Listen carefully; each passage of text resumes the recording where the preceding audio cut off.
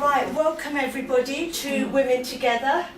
What a talk to do today of all days. Whatever I'm going to talk about today, yes, I experienced it. So the talk today is on stress and anxiety, which everybody suffers from, whether you're a housewife, no matter what job you have, whether you're a mother or you're not a mother, we all suffer from stress and anxiety. So this is a talk really for everybody. A little bit about myself, just in case you think, what on earth is she doing a talk on stress and anxiety for, apart from her doing so much and she must exhibit it a lot. Apart from that, I am a Muslim chaplain at Anglo-Ruskin University, where my whole role is about mentoring, counselling and that kind of stuff. I'm also a qualified teacher, and I've got a master's in special educational, social and emotional, mental health and well-being needs. So that makes me qualified to do this. And when I was a special needs coordinator, I used to chair and host all the schools' SENCO cluster meetings. I used to train other SENCOs. I was a SENCO for Essex County Council. I was the vice chair on Brentwood behaviour, attendance and pastoral meetings where we would constantly talk about children with anxiety. I would regularly give lectures on mental health at conferences and university, and that's actually how I got the job as a chaplain at the university.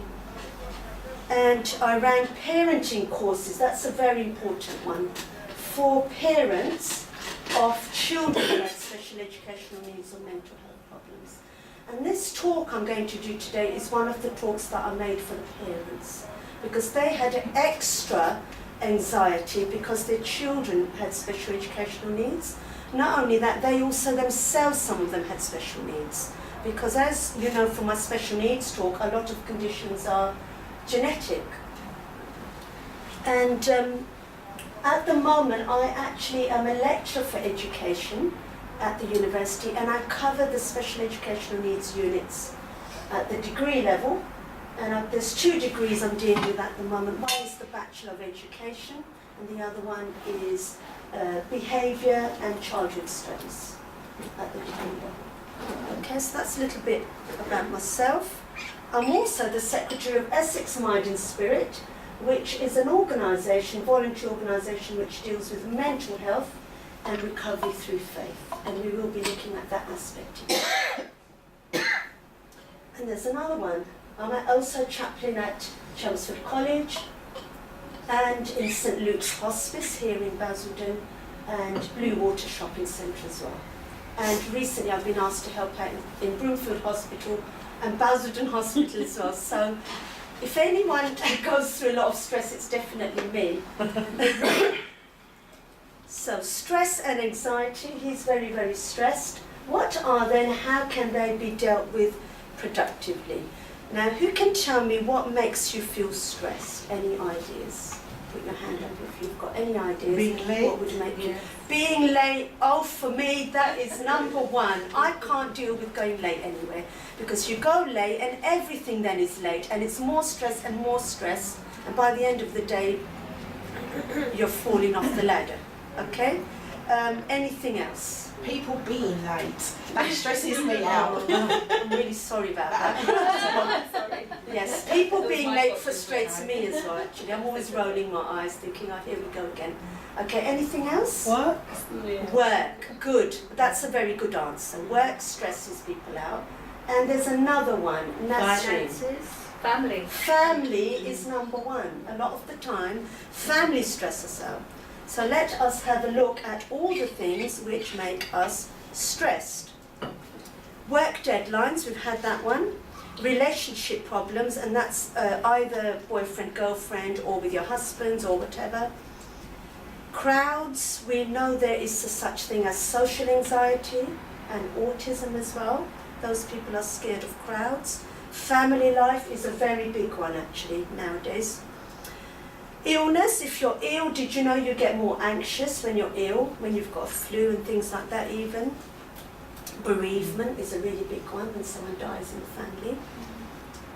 Moving house, do you know, I remember when I moved house, it was the worst stress in my entire life, because it was a big change that was happening in my life, and not only that, the stress of it all. You know, I remember at that time I thought that is the biggest stress I've ever been through in my life, was moving house.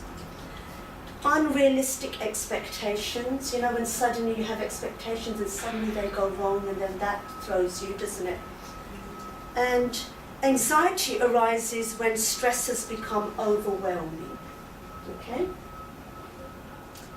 And did you know that children, they suffer from stress too, but at a bigger level?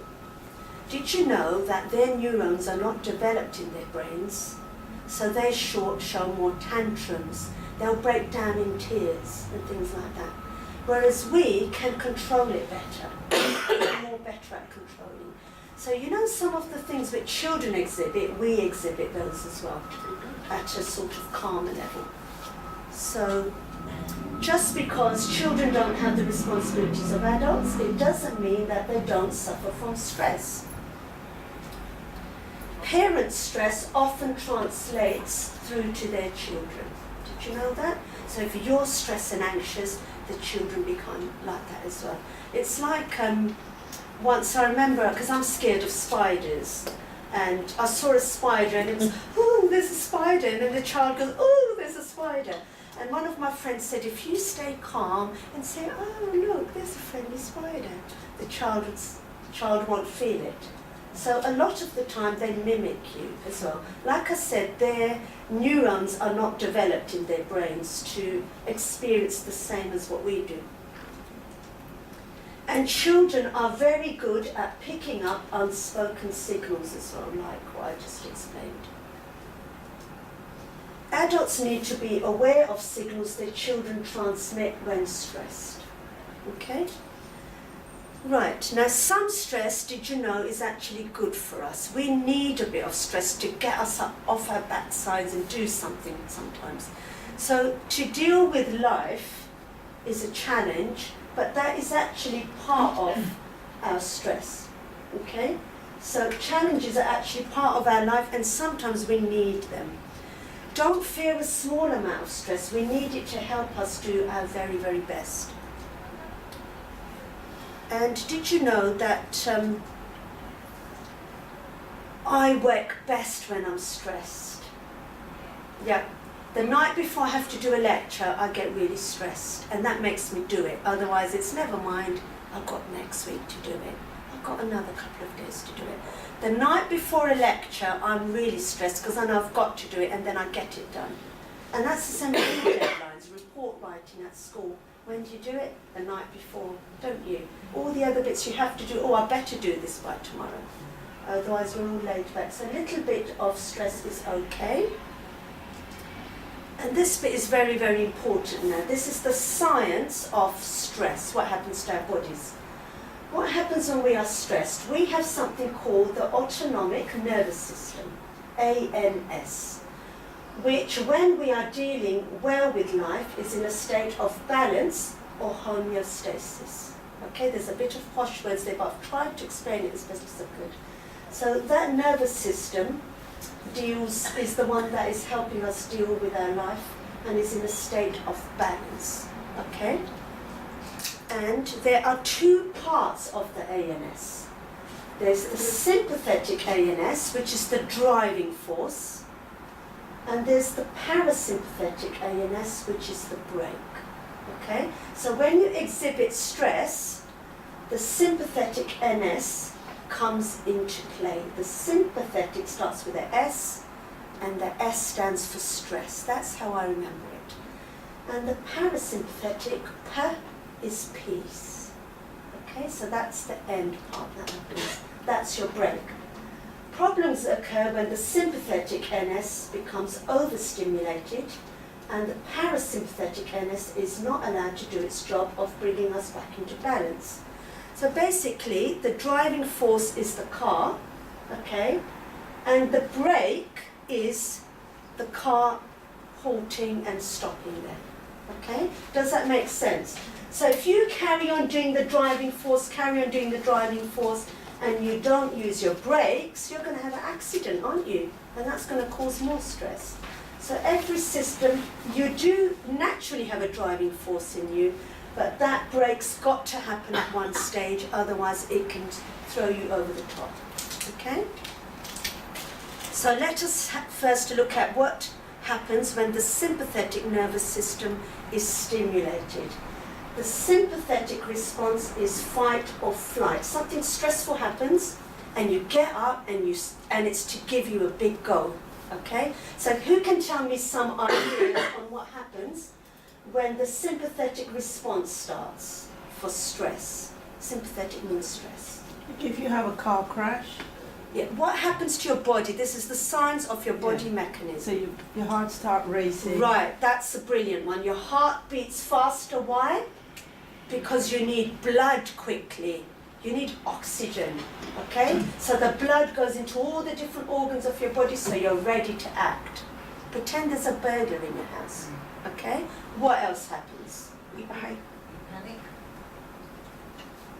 No, panic comes from everything else. What happens to your body? So that was a brilliant one. Sweating is another. Yeah. What happens to your eyes? Open wide. What's that? Okay? And all your sensory system becomes really alert. Your ears open up and your eyes open up. Okay? Blood pressure through the roof. Why? The blood is gushing through all your organs to provide you with energy. What happens to your adrenaline? High. High, huge, through the roof. Okay? Adrenaline is huge through the roof to help you to run for it, run away from that burglar. Okay? So, breathing becomes faster and shallower. Why does it become faster? Because you need oxygen. Okay? You need oxygen. Heart rate increases for the same reason. Blood pressure rises because of the blood gushing through all your body. Blood flow increases to large muscles in the body. That's where you need it. You might have to fight back the burglar. You might have to kick him one, okay? And digestion slows down. Blood's not needed in the digestive system. Now this is why when someone is stressed, they can't eat, and I am one of those. In fact, I can't cope with people saying to me, eat, eat, eat. I can't eat. I can't eat. And I've looked into this. It's because of all the chemicals in your body. It stops everything in your stomach and you just can't eat. You feel sick. After the lecture's over, yes, I can eat. Because I'm calm then. I've reached my parasympathetic stage. Yes? What else happens? The sense organs become extra sensitive. Your ears, your eyes open up wide. And your sight and your hearing and all of that kind of stuff. And sweating. The body needs to cool down, you get hot. Okay? And your liver releases lots of glucose for quick energy. So your liver comes into play, it releases all the glucose. You need it to make a run, don't you? Okay? Does it all make sense so far? And your adrenaline increases. That actually increases your heartbeat as well. And this is known as the fight or flight response and enables us to act appropriately to a challenging situation. Okay?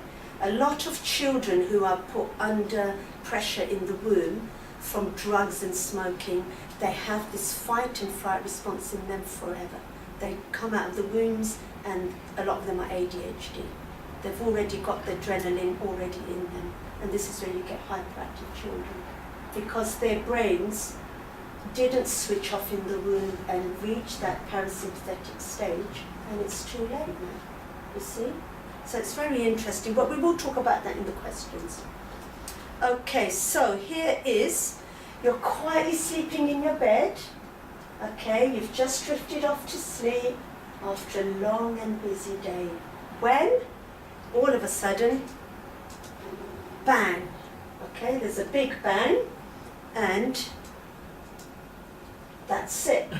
Your autonomic nervous system comes into play, okay?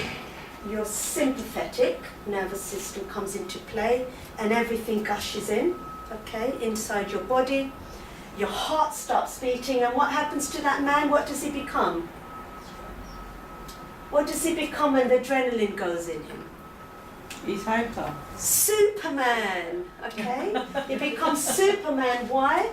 To fight whatever it is that's going on, okay? To kill that burglar that's come in the house, shoot him out of the house or whatever, okay? This is an example.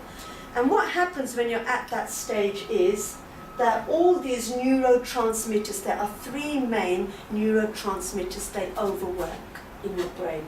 So the dopamine, which is there for alertness, clarity, motivation, hyper, memory, passiveness, ambiguity increases, okay? And the norepinephrine is for attention and concentration. You need more of that, don't you? So that gets higher.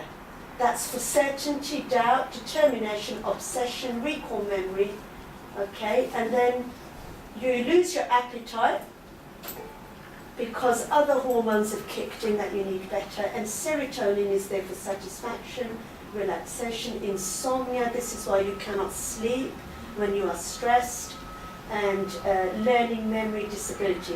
All of these slides, I can actually send them to anybody who wants them at my PowerPoint, okay? And all those three, they get really, really high, okay?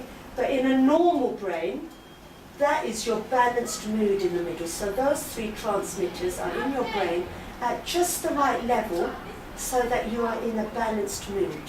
But did you know that when you are stressed, all those are really high and your brain is out of balance? And if you keep going through stress more and more, you don't get out of that mode.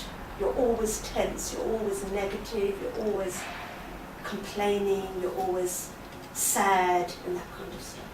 Okay? Now let's look at the next phase. What happens when the parasympathetic nervous system is stimulated? That parasympathetic response means peace, P for peace, that's how I remember it. It's a rest and digest phase. So what do you think happens when you get back to normal after the danger has gone?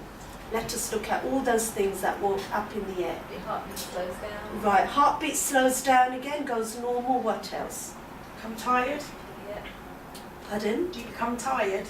You can do, I suppose, yes. Adrenaline goes down. Adrenaline goes down, you go slow again. What happens to your breathing? It was Slows fast down. before, it slows down. This is why people tell you, take a deep breath, calm down, take a deep breath to reach that parasympathetic stage. Okay? So your breathing deepens, your heart rate slows down, your blood pressure reduces, your digestion normalizes. You shall see me eating after the lecture. Your muscles relax, they don't need to, hit somebody right at that minute. And the body stabilizes and the mind calms. Sometimes this is called the rest and digest phase. Okay? Now, this is actually reminding me a bit of today. So you start off all calm in the morning, okay? And your kids won't get up and get dressed because they've had a late night. So that already puts you at a stress early in the morning. Because they're not getting up and going out to school, you're late taking them to school, you get more stressed, okay? And because they're late, you get late, yeah? So then you get late for work. Then your boss is in a bad temper, you actually get into trouble because you were late, and he's on your case the whole day while you were late, okay?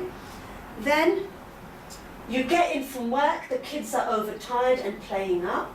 Your partner gets home and he says he's had to cancel your evening out together because he has too much work to do. What happens then to you? You can't take it anymore, okay? And that is where you fall off that edge of those stairs, okay? That is what happens to you when you are in constant stress and you can't take it anymore. I'm a little stressed right now, just turn around and leave quietly and no one gets hurt. Has anyone ever been in that mode before? I have been in that mode where I just said, please, just leave me alone, I want to be on my own. Because you're scared you're going to just do something, So that is the end stage that happens to you, okay? And if you carry on and you carry on and you carry on getting stress after stress, you don't reach that parasympathetic mode, then is where the problem comes. So if we don't give the parasympathetic NS a chance, what actually happens? You become twitchy and agitated, or more aggressive, or even tearful. Does anybody get tearful when they get angry? When they're really angry, they just cry because they don't know what to do with their emotions. They become moody and snap at people around us. That is normal, by the way, when you're under stress, very normal. Other people, they don't understand, why is that person snapping at me, usually family. That's perfectly normal, it's part of the system, part of the stress mode. You get constant headaches, why? Because of all those hormones and all those neurotransmitters playing up in your brain. That's why you get the headaches, you have difficulty sleeping. We saw one of those neurotransmitters was in charge of sleeping nicely. And if it's extra high, you're not going to sleep, are you? And I know on a day before a lecture, I never sleep the whole night. I don't sleep because I'm stressed. Digestive problems, irritable bowel syndrome is actually linked with stress. And ill health, your immune system goes down as well. And your immune system becomes compromised, lack of energy and inability to concentrate. And feeling of being overwhelmed like it's all too much. And constant stress, and even children are in households where there's constant shouting, they then reach this stage as well because it's constantly happening to them. So I've got a little video here, which is a penguin all excited when she's in her first mode of stress, which is the sympathetic mode, the stress mode, and then afterwards what happens to her in the parasympathetic mode. All excited, full of energy.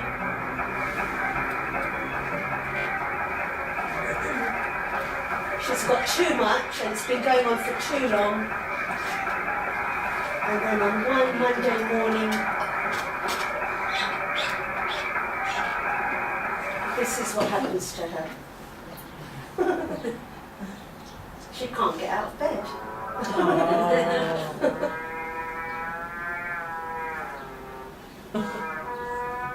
Who feels like that sometimes? I definitely do.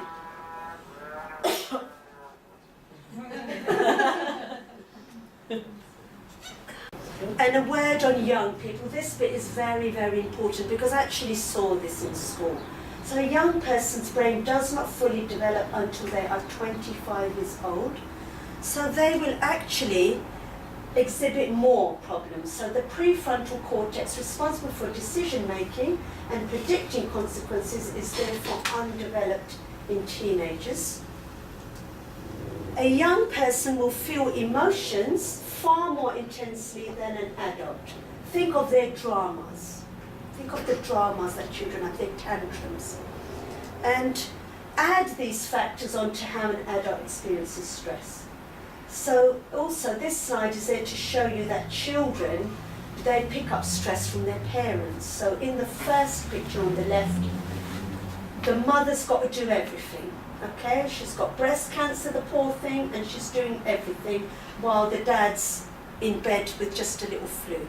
Okay, so everything's been left to the poor mum. And on this side is a separate scenario which I saw at the school where I worked, where the dads are doing everything and the mum's out at work.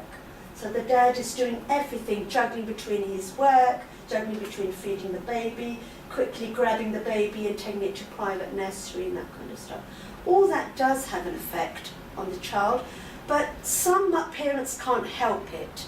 Some parents, poor things, are on their own, they have to make a living, they have to do everything. But it's just how you manage it. So you basically need a bit of time with your child as well when you can, at weekends and things like that. So that is important really, not to completely neglect them, but to have a little bit of time with them. And then it is okay. It's how you manage your time, isn't it? And then we've got, we need time to calm down. So when you let being calm be a part of you, you will flow through conflict effortlessly.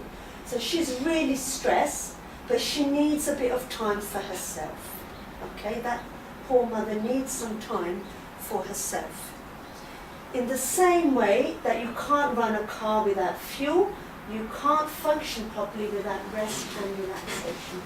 It is necessary for your well-being. If we take time to calm down when we know we are stressed, we can approach each situation with a more positive and relaxed frame of mind. In this way, we act on something challenging instead of just reacting to it. We act instead of react.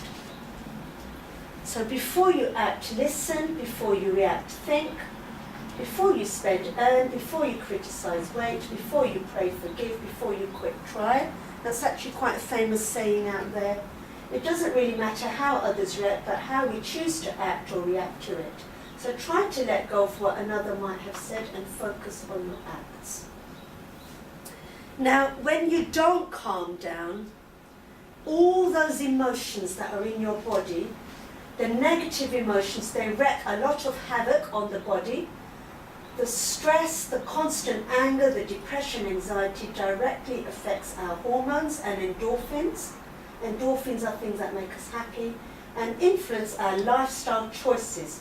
It is quite hard to combat these feelings alone, and it is even more difficult to change these feelings when those around us help propagate them.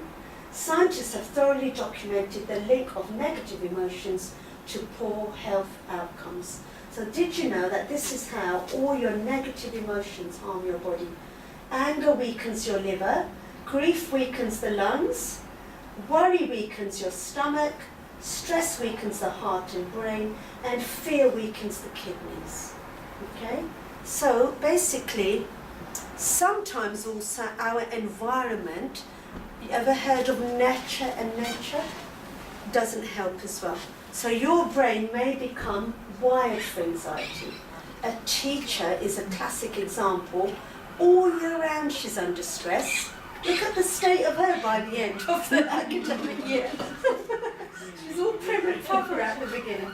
So sometimes if you are in a stressful environment, day in and day out, you don't reach that parasympathetic stage. You don't reach it. So anxiety disorders may result from a combination of nature. Now this is another one, your genetics. You will find some of you may genetically be prone to more anxiety than others. If you've got a mother or a grandmother who's suffering from anxiety and stress or depression, the likelihood is that you will do as well, because genetically in your brain, you've got the same kind of hormones and things and neurotransmitter system as them.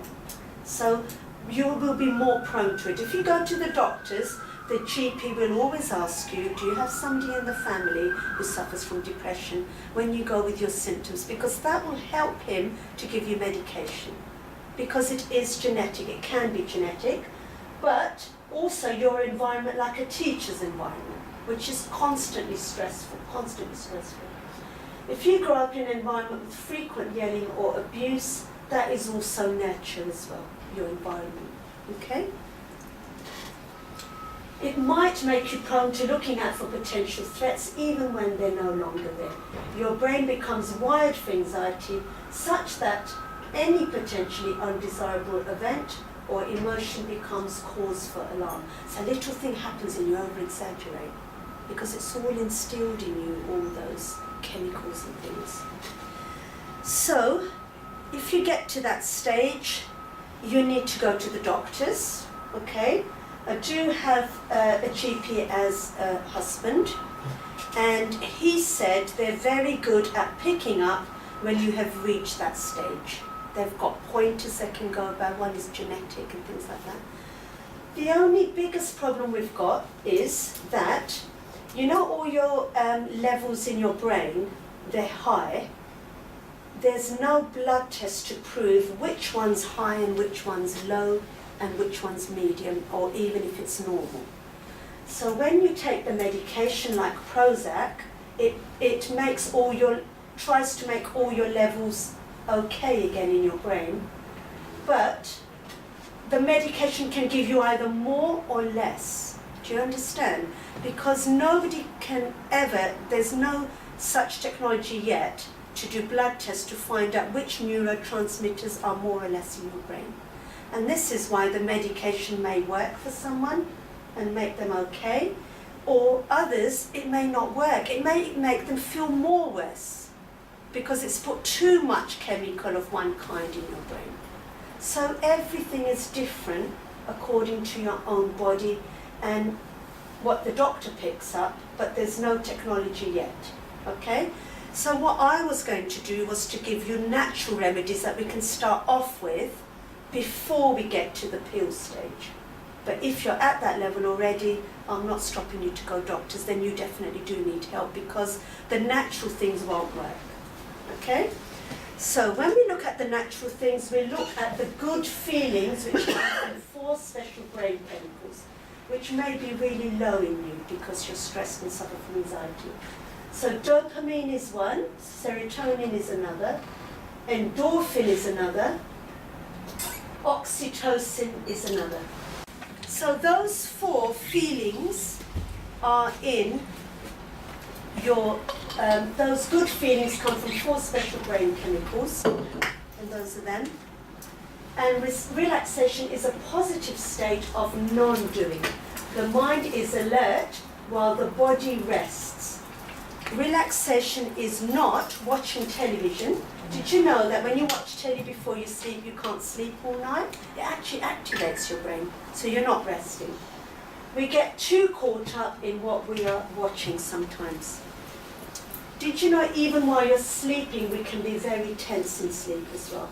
You're constantly having nightmares, you're constantly worried, I've got to do this, this and this tomorrow. Exercising, the body's also under physical stress, but we will talk about that in a minute as well.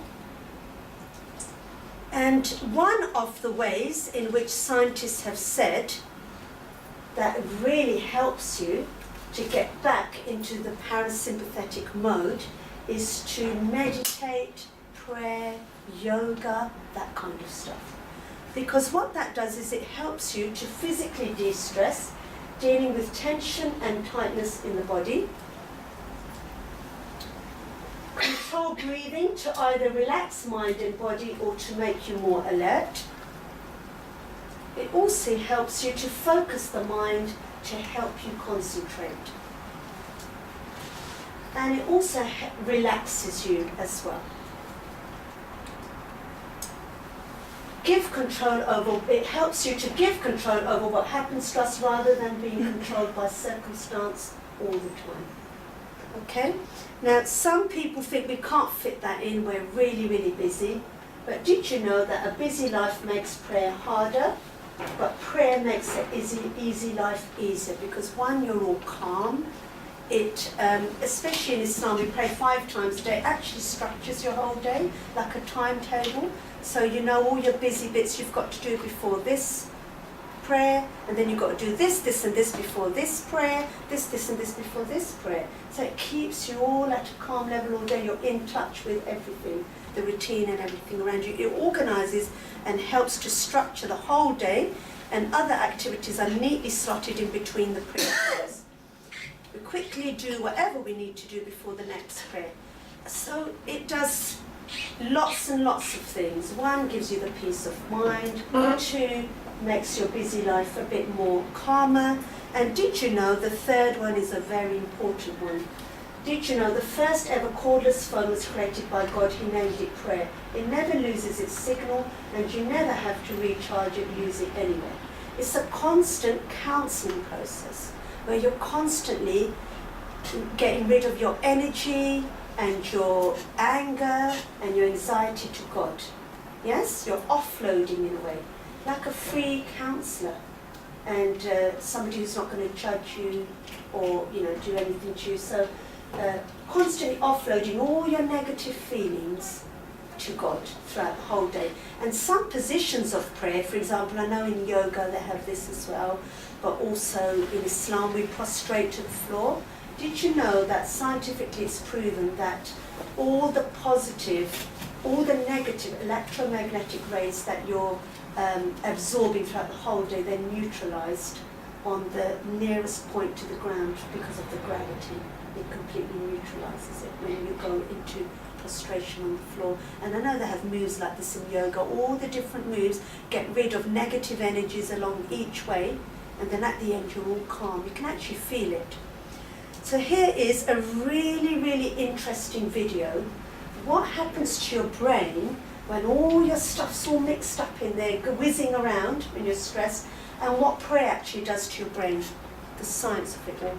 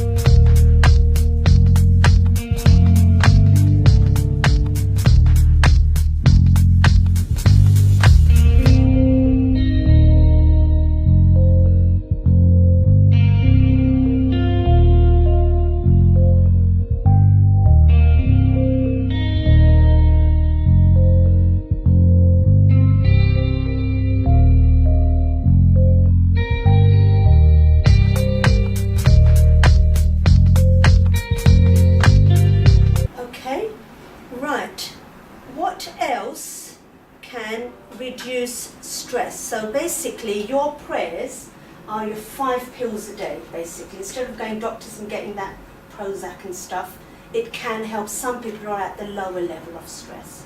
So they're like taking tablets in a way, okay? Right, what else can help with stress? Any more ideas? Yes. Exercise. Exercise, good, well done. And there's some more. Shall we start off with massage? Really good answers here. Walking through the forest. Yeah, I'm going to do all that in a minute. But first, what's the best bit that we really like? Eating. Food-wise, okay? So did you know that caffeine is not good for us? Caffeine is like a drug. So what really helps is to cut down on caffeine. It can make you feel agitated and anxious. And nowadays we're very lucky. There's so much decaffeinated tea out there. There's herbal teas out there. They're best for you, herbal teas, okay? And also, drinking water's good for you. You know what? If you've got all those chemicals in your brain, it dilutes them all down. Because the chemicals are really high in your brain. Right, so when you drink water, it helps to dilute everything down in your brain, and it hydrates you. So drink water, carry water with you, and sip it throughout the day to keep yourself hydrated. A dehydrated brain does not function at its optimum. If I don't drink water throughout the day, I forget things in my lectures. So I feel like I do usually have a drink before I do a lecture. What about food-wise? What kinds of food can we not eat? Sweet. Can we have our hands up? Sugar. Sweet, yes. Sugar is a big no. What else? Fried foods. Anything else? I'm looking for another word here. Fatty. Fatty processed foods. All the additives and things. No wonder everyone's beginning to get mental health inquiries. Scientists have looked into it. It's all the additives and everything else. So stop eating crap, basically. Mind our French.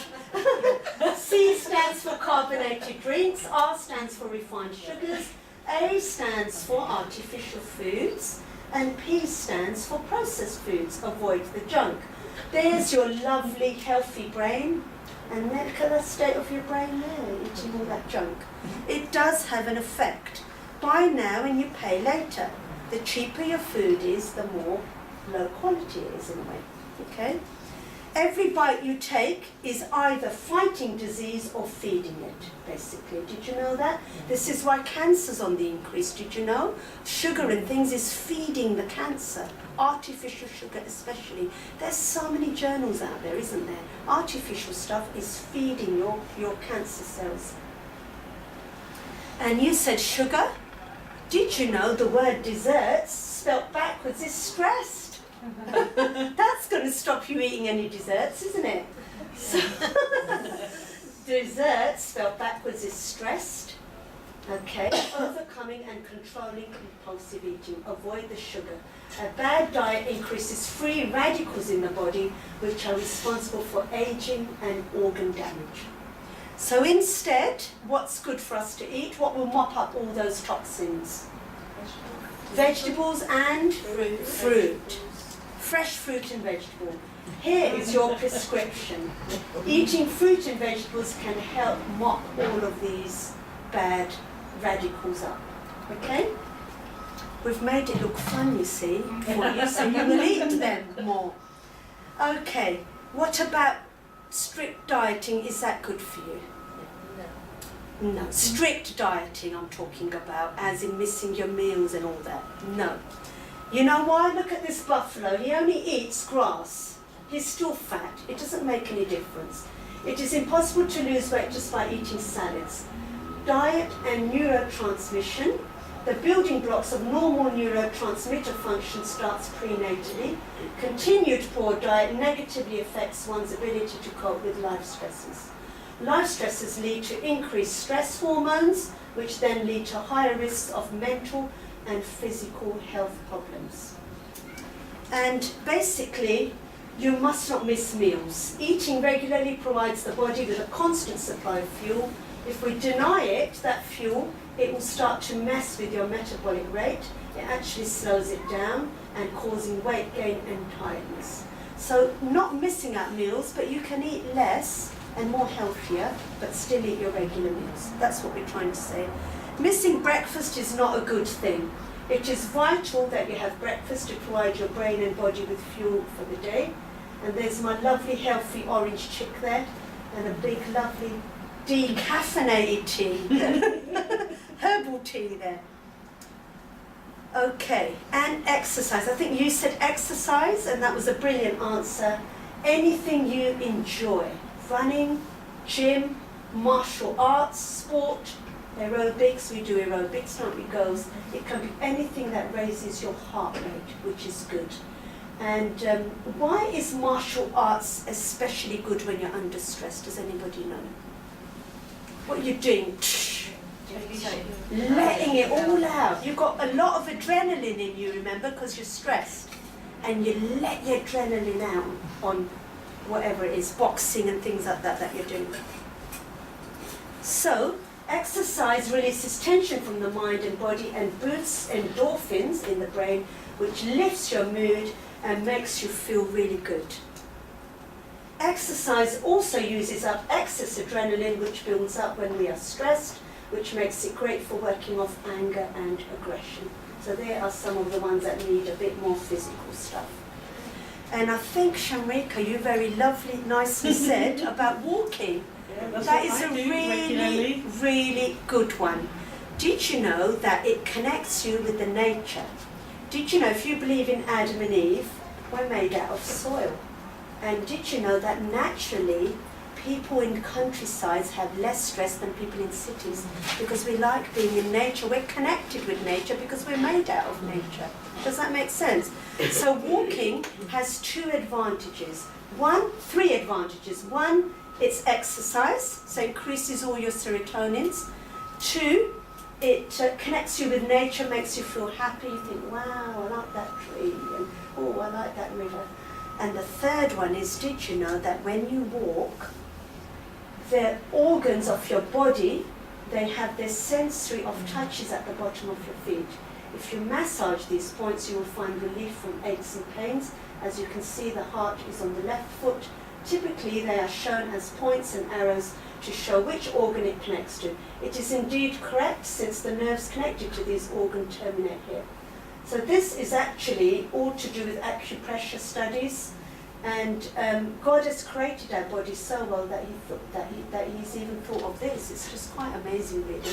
So when you walk, you are actually helping all your body organs. So a lot of people don't know this. Okay, what about if you don't get enough sleep? Nobody mentioned that. You need sleep. Why do you need sleep? Why do you need sleep? You need sleep to remake all those chemicals in your brain and put them all in balance again. If you lack sleep, you will look and feel rough. You need sleep to give the body time to repair and for the mind to sort through the day's input of information and experiences. So here is somebody who cannot sleep. I'm determined to go to sleep. So here are some things that you can do before you sleep. Good sleep routine is important even as an adult. Give yourself half an hour to wind down before sleep. Texting, talking on the phone, watching TV just before bed overstimulates your brain and stops you dropping off into a deep sleep. So that's a big no-no. A lot of us, including me, we've got mobile phones on the side. It's the last thing we see before we sleep, and it's the first thing we see when we get up. So it's not a good thing. That includes internet there. I've got Google going in there, and I've got the telly going there. And your room should be quiet and dark on the whole. When you sleep, that's the way it should be. And should you eat and sleep? No, look at him. Stomach's too tight, keep your dinner light. Okay? Don't eat late in the evening as it will disrupt your sleep as your body tries to digest the food. So you need to keep your stomach light, keep your dinners light at night.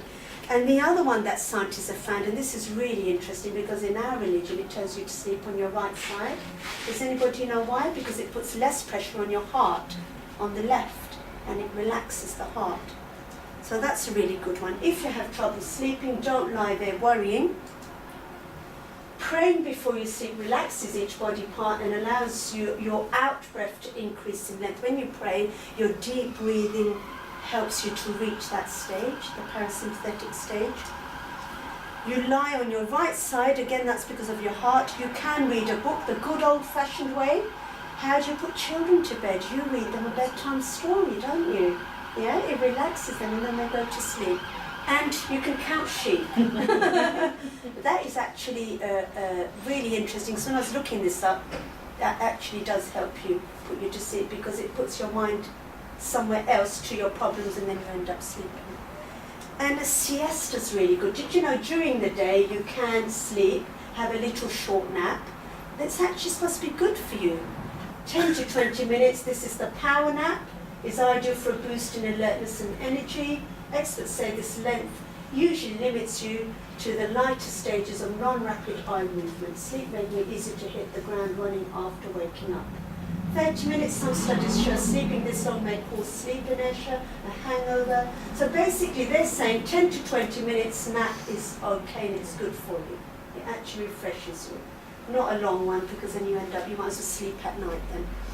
This is what happens to you when you have sleep deprivation.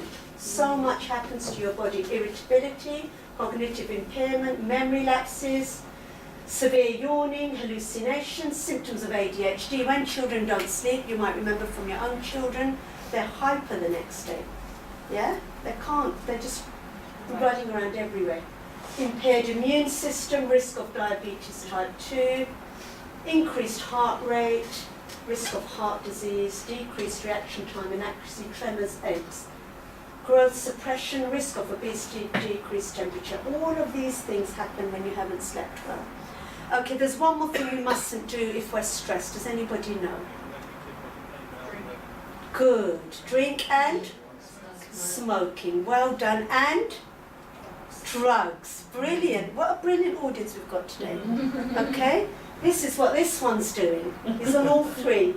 Okay? Short-term fixes or destructive habits. Drinking alcohol in excess, taking drugs, smoking, all of those. You may think doing these things help you to relax and stop you worrying, but that is not true at all. They all increase the toxicity in our body, making it more prone to illness. They also lessen our ability to deal with stress. You only have one body, so treat it well, you won't get another one. Basically, lifespan does decrease if there is a very heavy smoker and a very heavy drinker. This is actually what happens when you drink too much alcohol. It affects the forebrain and assaults motor coordination and decision making. Number 2, the alcohol knocks out the midbrain and you lose control of your emotions, and there is an increased chance of blackout. And number 3, finally, alcohol batters the brainstem as it affects your heart rate, body temperature, appetite, and consciousness. A dangerous and potentially fatal condition. So this is all linked in with stress, isn't it? And then smoking. Did you know that the body is put under huge pressure because it has to deal with all these toxins? My God, there's at least 12 toxins there. Okay, there is butane, cadmium, stearic acid, hexamine, toluene, nicotine, ammonia, carbon monoxide, methanol, arsenic, methane, acetic acid. All of those, did you know, in cigarettes? So it can damage you in a bad, bad way. Okay, something else to do with food, which some faiths do and some don't. Fasting is the answer I'm looking for. Okay, in Islam we do have not just a weight loss program, but fasting as well. So I'm jealous that your religious has a built-in weight loss program, but did you know nowadays the latest thing is the 5-2 diet? Who's heard of that, the 2-5 diet? Everybody's doing it, and I've come across non-Muslims who are doing it, which is really interesting because we have that as well during the week, 2-5 diet. And there was a Jewish doctor, and he actually looked at some benefits of fasting, and what he found was that fasting gives the vital organs a complete rest, it eliminates metabolic wastes, it allows the body to adjust and normalize its biochemistry and also its secretions, it lets the body break down and absorb swellings, deposits, diseased tissues and abnormal growths. It restores a youthful condition to the cells and tissues. We like that one, don't we, girls? It increases the powers of digestion. It permits the conservation and rerouting of energy, and it strengthens the mind. All those things that we need when we're stressed. And did you know that fasting helps with all these organs? There is a lot of processes there which cleanse your body, eliminates harmful bacteria, increases body levels of an energy source called glycogen, burns off your fat, okay, to produce glycerol, another energy source, all those things, and you get better digestion as well because your digestive system has a rest. I've got a video now to show you what happens to your body when you fast. In each stage of the 30 days of fasting. Stage 1. During the first couple of days of fasting, both blood sugar level and blood pressure drop. The body starts the cleansing process, and the first few days are the hardest as they are usually accompanied with headaches, dizziness, nausea, and intense hunger. Stage 2. During the second stage, the body becomes accustomed to the fasting schedule and the digestive system is able to rest. The digestive system focuses its energy on cleansing the body and healing the cells as the white blood cells in the body start to become more active. During this stage, the organs start their repair process as well. Stage 3. By the third stage, energy levels will have increased, your mind is able to concentrate better, and an overall feeling of wellness overtakes you. During fasting, the body's healing process becomes a lot more efficient, and so the body repairs any damaged cells during this stage. During this stage, the colon, liver, kidney, lungs, and skin are detoxing by eliminating toxins. Stage 4. During the last 10 days of fasting in Ramadan, the body has become accustomed to the fasting process. Your body becomes more energetic, and you experience improved memory and concentration. At this stage, the organs are finishing up their healing process, and once all toxins are removed, the body is able to function at its maximum capacity. These are just some of the physical benefits of fasting that will take place within the body. But the spiritual benefits this month are far greater than anything mentioned here. What else makes us happy? What have I been doing all to you? Laugh. Okay?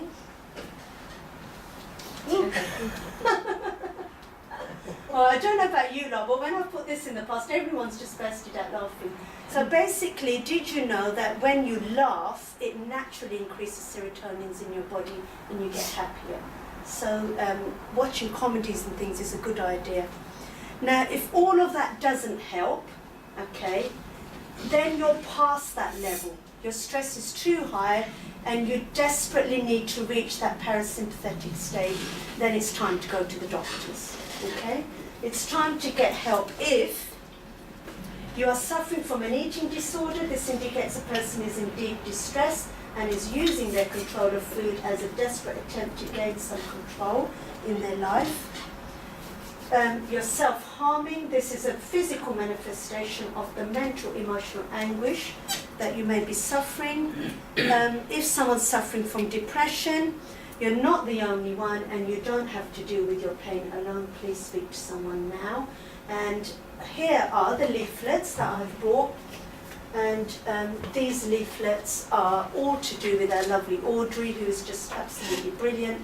She has helped so much in the whole of Essex. This is the community tree, which has got all the organisations on it which help people no matter what need you've got, whether it's domestic violence, whether it's stress, whether it's anxiety, depression, everything is on there. It's really, really good. So I have got these here. You can pick one up on your way. Thank you, Sidra. That's okay. And know when it's a problem and seek help. There's someone there, SOS there in the desert. Deal with stress, don't hide from it or try to cover it up. It takes more courage to admit to it than to laugh it off. If you mistreat your body, it will start to fail you and negatively impact on the life you want to live. Talk to someone. If it's all getting too much, you deserve support. And nowadays through the GP you can access free counselling, even if it's like 6 sessions. CBT is rife out there. Cognitive behaviour therapy. Even if you feel you don't need it, get your cognitive behaviour therapy done, because that is there for everybody. It boosts you up, gives you confidence. Go for it anyway. Get your 6 sessions done.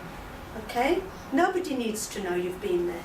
Share problems to gain some perspective. Nothing is silly or irrelevant. So there's our lovely big doctor. Open hands. Come on, everyone. Come to the surgery.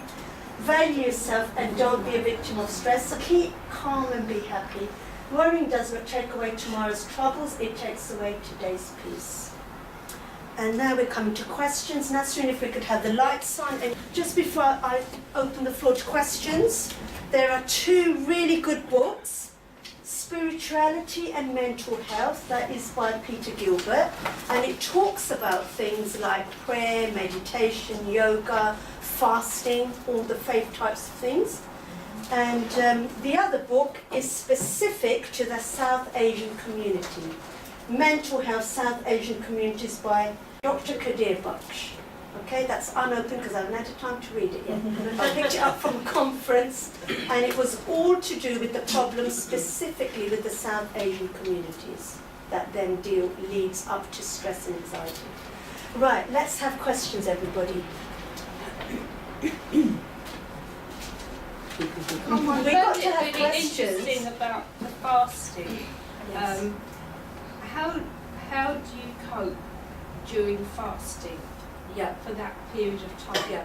Now, fasting is not difficult at all. The problem when it becomes difficult is when you're not doing the stuff properly like you're supposed to. So the way you're supposed to do it is you have a nice heavy breakfast in the morning, like a cooked breakfast like you would have like on a Sunday morning. Then you miss out your lunch. That makes you hungry for part of the day. Yes? And then you're supposed to have a big evening meal in the evening. But where people go wrong is they don't get up to have that morning breakfast because they're lazy and they just want to sleep. And then that affects them because not are they missing 1 meal, they're missing 2 meals. Okay? So the way to do it effectively, like they showed on the video, is to do it the right way. And the right way is to wake up in the morning, have a big breakfast, but also healthy food. It's not, you're not going to be cleansed if you're digging into pakoras and samosas and bhajis like we quite often do in our culture in Ramadan. All the fried pots come out and then we actually put on weight and we haven't lost any weight and we're still stressed at the end of it all. So the idea is to do things properly in the right way. The 5 to 2 diet you can read up about is, there's actually a book about it now. And a lot of non-Muslims are doing that, and they feel it really helps them mentally as well as physically. I actually met this lady, she was a white British English lady, and she was telling me about it. And it was amazing. She was saying, you know, mentally she was suffering from anxiety. And she said mentally she's so much happier since she's gone on this diet, and it's helped to cleanse all the toxins and everything in her body. And mental health-wise, she's much better now. She's come off the medication as well, she said. and she's eating healthy, and it's helped her to lose weight as well. So it's all in one, really. Good question. Yes. I was very interested to see that you actually added the element of spirituality into this. Yes, There's yes, one I have one because I'm a chaplain, and Yes. two, there was another reason. Essex Mind and Spirit. Essex Mind and Spirit, I'm the secretary of that, and that deals with how spirituality Yes. helps with mental health. That's why, two hats I've got on No, today. the reason I add that, because we see quite a lot of things nowadays about the biopsychosocial model, and that Yes. doesn't take account of spirituality at Yes, all. yes. And whenever I was doing research into this myself, that was the bit for me that was missing, Yes, and I yes. added into that. People said, look, are you spiritual? You go, yes, that is absolutely Yes. essential. You've got the four equations, you've got your biological, you've got your psychological, Yeah. you've got your social and your environmental, Yeah. and then you've got the spiritual. Yes, that is Absolutely. very important, and actually Yeah. this government is recognising that, believe it or not. They are recognising it. Essex Mind and Spirit was actually someone people would just sort of roll their eyes at, honestly, when we first started.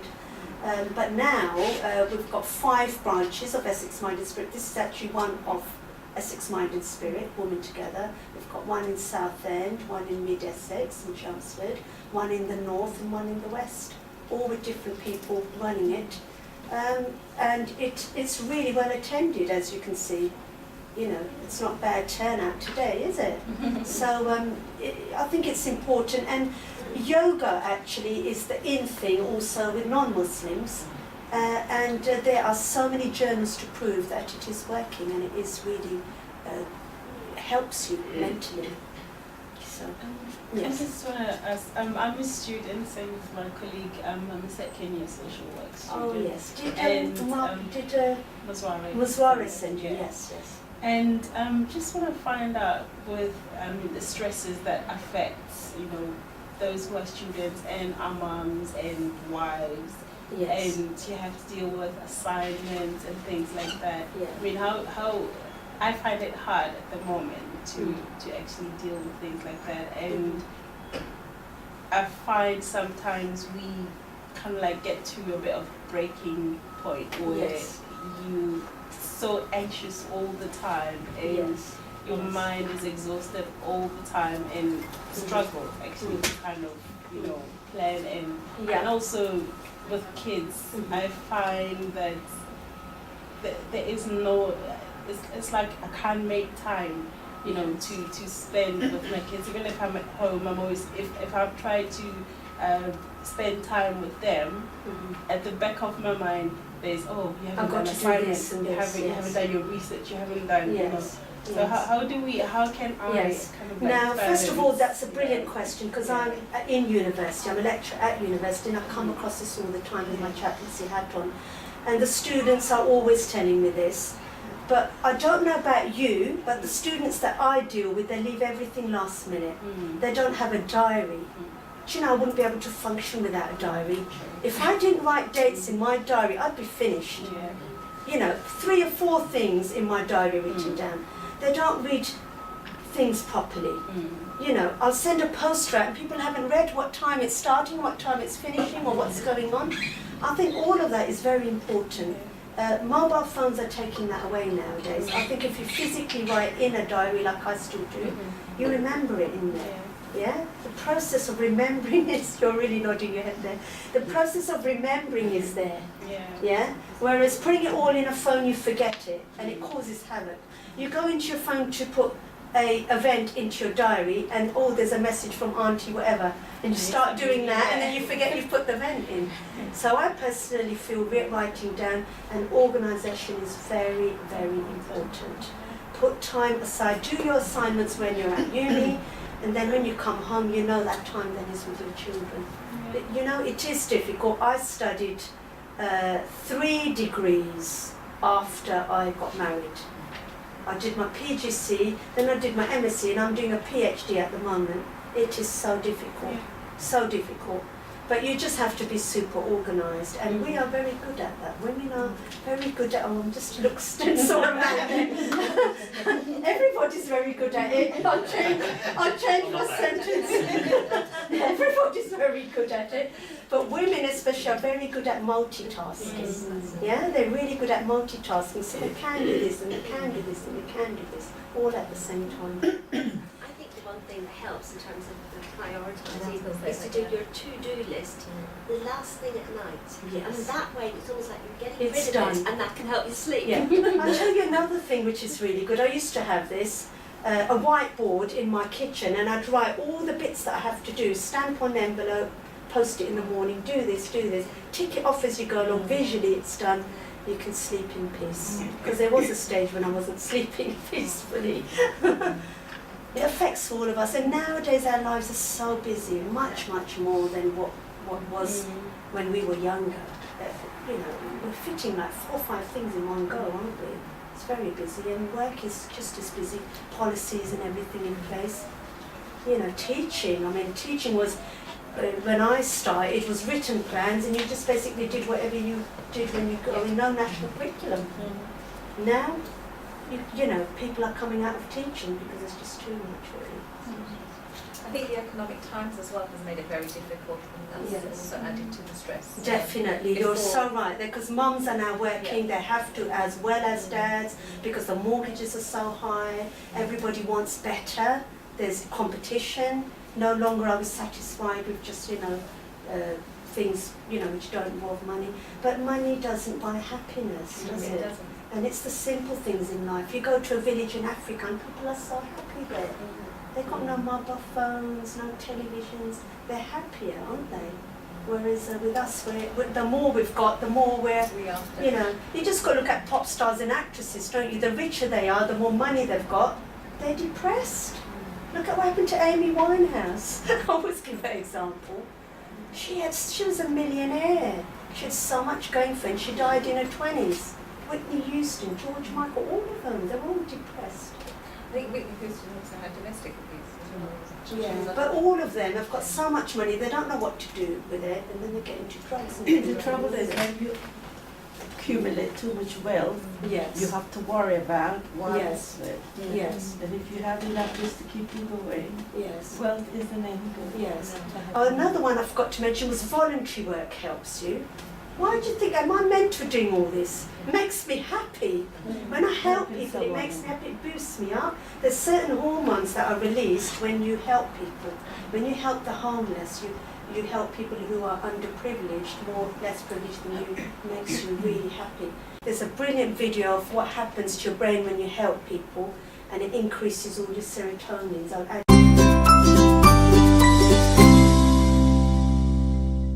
So today we are talking all about kindness and the power of kindness, and we're going to talk about actually some of the science that proves why kindness is something that we should all strive to have in our lives. And then, so I'm going to talk you through 6 of the key benefits or advantages of having kindness in your life, and then I'm going to talk you through 5 of the things that it actually decreases. So 6 of the things that it increases, and 5 of the things that it decreases, all of which are positive. So I'm looking forward to stepping you through them. So the first benefit of kindness is that the science has proven, and I'm just looking down to make sure I get the data right here, but even when you witness an act of kindness, so you see somebody else doing something kind, oxytocin, which is the love hormone, gets released in your brain. So even if you're not party to that kindness exchange, you still get that oxytocin being released, hey Jackie, in your brain. So even just seeing it and witnessing it gives you a benefit.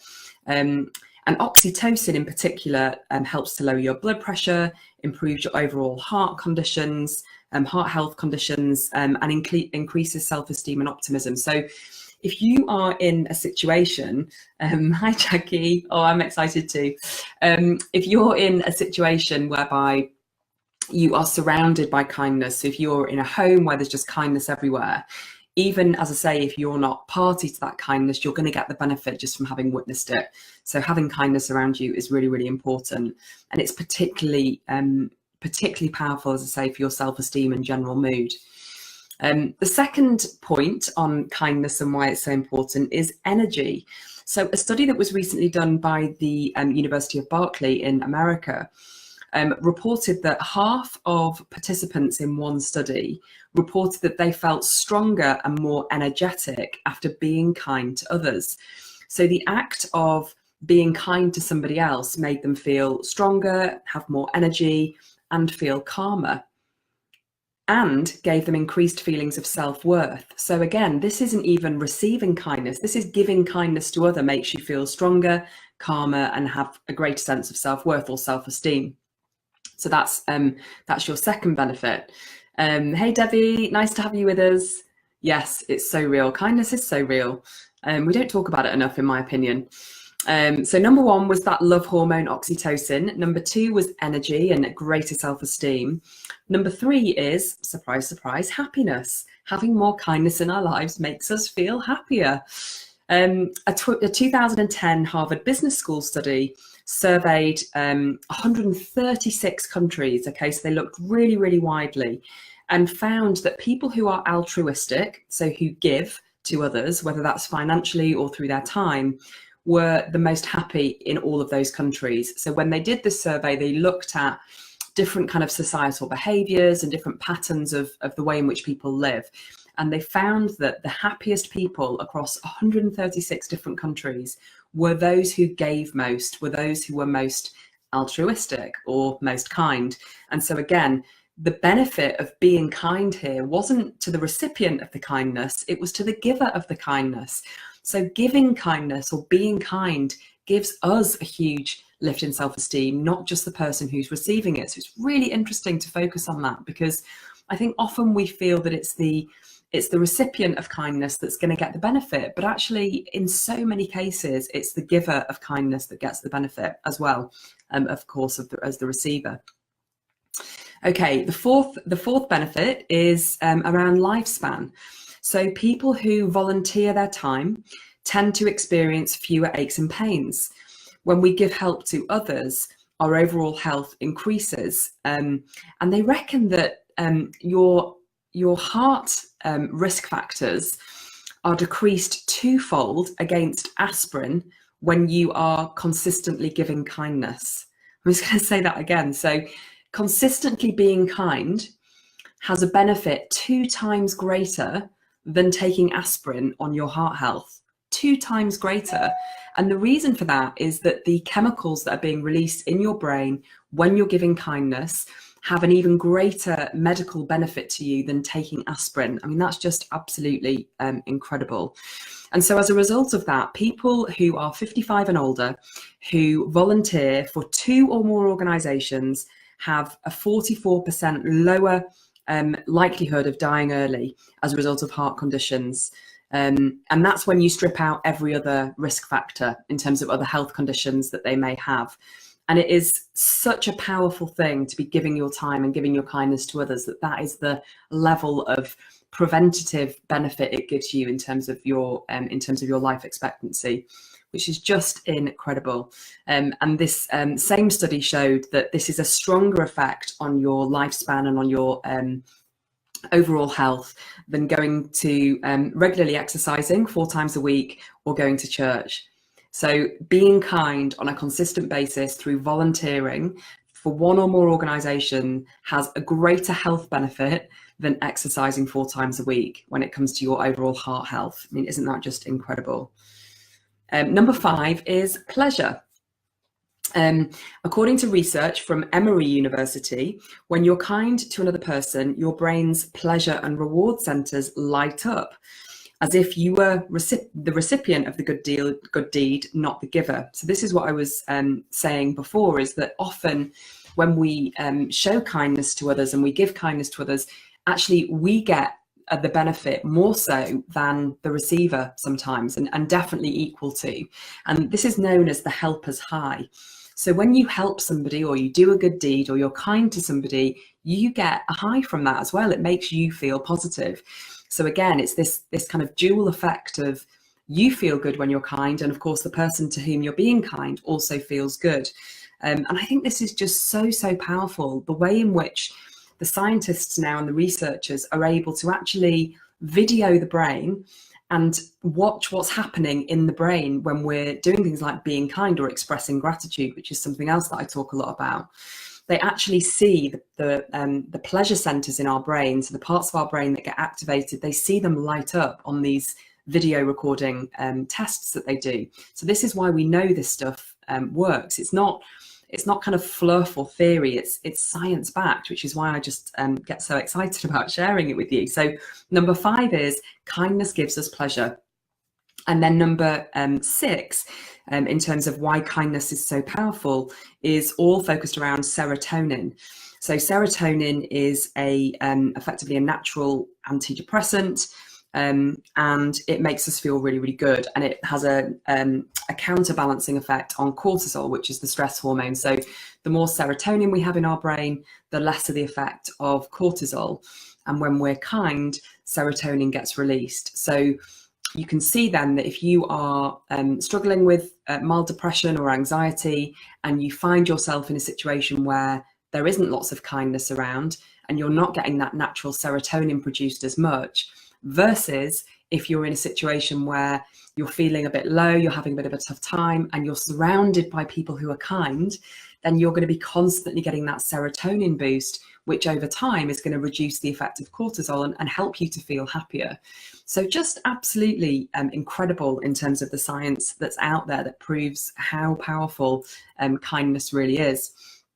Nicola's saying, I love 2.0, Barbara Fredrickson research backs up what you're saying as well. Yeah, I love her work. The benefits of being with other people and being in positive relationships. Absolutely. And it's why I talk so much about positive relationships, the science around having positive relationships and building relationship skills, particularly for children who so often are creating relationships online now rather than face to face, is absolutely incredible. Yeah, definitely check out Debbie, Barbara Fredrickson's research, and also the other amazing person in this space is Martin Seligman. I'll post some links to some of his work as well. Well, thanks, Nicola, for sharing that link. I'll take a look at that myself. That's great. Okay, so they're all the things that kindness increases. So I'm going to do a quick recap. I am going to give you a download like I usually do. I just haven't posted it, so I'll post it later in the day. So look out for that. It'll have all of this summarized. I just didn't quite get to it this morning. So these are the 6 things that kindness increases. Okay, so you've got the love hormone, oxytocin. You've got energy, happiness, lifespan, pleasure, and that serotonin that we've just talked through. So they're the 6 things that kindness increases. But there's also things that kindness decreases, and there's 5 of those that I'm going to talk you through today. And the first one, really interestingly, is pain. So the more kindness you have in your life, the less pain you feel. So it's been shown that people who are kind, who are altruistic, who have lots of that in their life, experience less pain. They looked in one particular study at people over the age of 55 who tend to suffer from more aches and pains. And they noticed that those of them that had more kindness in their life and more kindness in their experience suffered less from the aches and pains that come naturally as we age, which I just think is really interesting. The second thing that kindness decreases, which will not be a surprise given everything I've shared, is stress. So perpetually kind people who are kind all of the time and are kind in nature, have 23% less cortisol, which is the stress hormone, and age slower than the average population. So people who are consistently kind have a quarter less of the stress hormone, approximately a quarter, than those of us that aren't perpetually kind. So you can imagine the benefit that that's giving people in terms of their stress reduction and their general feelings of well-being versus the average population. Thirdly, anxiety is massively reduced when we have lots of kindness in our life. A group of highly anxious individuals in one such study performed at least 6 acts of kindness a week. Okay, so these could have been quite small things like writing a note to somebody to say thank you, or delivering some flowers to somebody. So just very small but acts of kindness, and 6 of them in a week. And after just a month, so after 4 weeks of doing this, there was a significant increase in their mood, their relationship to others, and a decrease in their social avoidance, which is when people tend to be quite isolated and avoid social situations. That decreased in these highly anxious individuals when they took just those 6 acts of kindness a week. And so even after just 4 weeks, this University of British Columbia study found that that had a massive benefit in terms of decreasing their anxiety and decreasing their feelings of social isolation. So taking very conscious action towards being kind, as opposed to being passively kind, is huge in terms of decreasing anxiety. And we can talk about this as it relates to children in a minute. The second to last point here in terms of how kindness decreases negative things in our life is around depression. And what we know is that mortality is delayed, depression is reduced, and well-being and good fortune are increased when we focus on kindness. So if we can think about kindness as part of our everyday, if we can think about things we can do each day to be kind to others, whether they're people we know or we don't, we know that all of those risk factors around depression are decreased. And finally, blood pressure. So committing acts of kindness lowers blood pressure. According to Dr. David R. Hamilton, acts of kindness create emotional warmth, which releases oxytocin. And oxytocin causes the release of a chemical called nitric oxide, which dilates the blood vessels, getting quite scientific now. And this reduces blood pressure, and therefore the oxytocin is known as a cardioprotective hormone. So because of its effect on blood pressure, oxytocin is something that's recognized as being something that will lower the risk factors around heart disease. And so kindness does protect our hearts from disease. Again, it's proven in science. How fascinating is that? So the 5 things then, just to recap, that kindness helps to decrease are pain, stress, anxiety, depression, and finally, blood pressure. So there you have it. There's the science behind why kindness is just so powerful. I've got something to add about what makes you happy. Yes.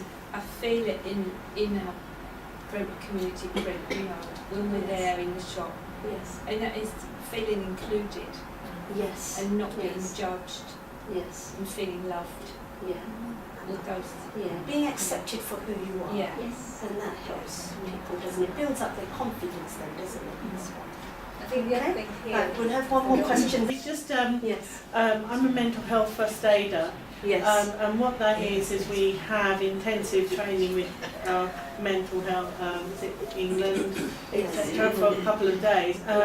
And we are there for anyone, our colleagues, if they need to have a chat or if they're going through a difficult period, and we're available. There's probably about 10 to 15 of us in our organisation, and what's really important is to have someone there to talk to. Yes. Maybe you know, it might be just something very trivial, but you just need to talk to somebody. I know And exactly that's what that is, because I'm one of those. I'm a mental health champion We at my workplace, and I've done the mental health first aider course as well. And you two are as well, so that's I think good. it's about spotting those signs as well with your colleagues. They might not be ready to bring it to you, but Yeah, you can sort of spot. recognise some signs and check in on them. I've actually just say spotted hello in some and, people. are you okay? That's Yeah. all you need to do. Yes, and smiling helps as Yeah. well, doesn't it? Yes, definitely. Right, any more questions? Right, you've been absolutely wonderful audience. You really have been. And I'm going to now pass over to Peabody. They are the old family mosaic, and they're going to talk about their organisation. I'm not going to do a lot of talking.